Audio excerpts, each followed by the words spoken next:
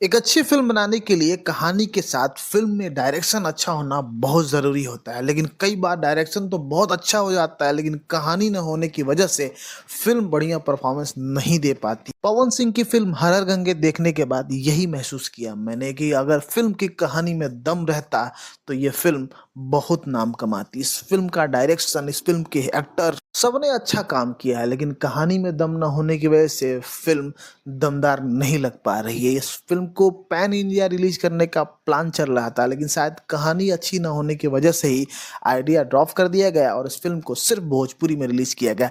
इस समय यह फ़िल्म यूट्यूब पर फ्री में अवेलेबल है, आप देख सकते हैं और आपको एंटरटेन करेगी ये फ़िल्म, लेकिन जिस लेवल की ये फ़िल्म बनने जा रही थी, वो नहीं बन पाई, कारण सिर्फ़ कहानी थी। मैं अभी भी भोजपुरी के फ़िल्म मेकरों से ये कहना चाहूँगा कि प्लीज़ कहानी पे काम करना शुरू कर दीजिए। आपके पास सब कुछ है, कहानी न होने की वजह से आप बढ़िया फ़िल्म नहीं बना पा रहे हैं।